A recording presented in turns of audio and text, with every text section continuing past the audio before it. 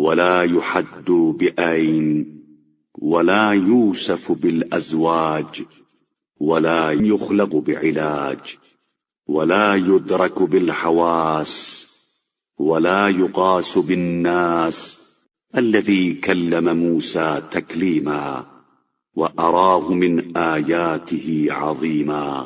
اور نہ کسی مکان میں محدود ہوتا ہے، نہ ساتھیوں کے ساتھ اس کی توصیف ہو سکتی ہے، اور نہ اعضاء و جوارح کی حرکت سے کسی چیز کو خلق کرتا ہے۔ حواس اس کا ادراک نہیں کر سکتے ہیں، اور انسانوں پر اس کا قیاس نہیں کیا جا سکتا ہے۔ اس نے موسیٰ کو کلیم بنایا تو انہیں عظیم نشانیاں بھی دکھلا دیں۔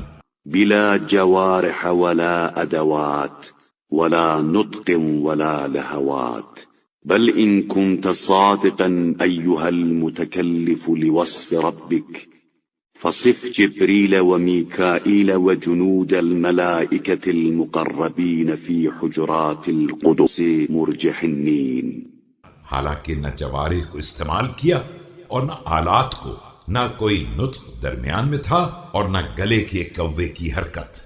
اے توصیف پروردگار میں بلا سبب زحمت کرنے والو، اگر تمہارے خیال میں صداقت پائی جاتی ہے تو پہلے جبرائیل علیہ السلام اور میکائیل علیہ السلام اور اس کے دوسرے مقرب ملائکہ کی توصیف بیان کرو جو پاکیزگی کے حجرات میں سر جھکائے ہوئے پڑے ہیں۔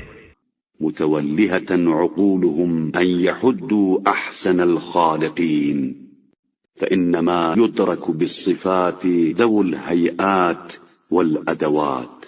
اور ان کی عقلیں حیران ہیں کہ احسن الخالقین کی توصیف کس طرح بیان کریں۔ یاد رکھو صفات کے ذریعے اس کا ادراک ہوتا ہے جس کی شکل و صورت ہوتی ہے اور جس کے اعضاء و جوارح ہوتے ہیں۔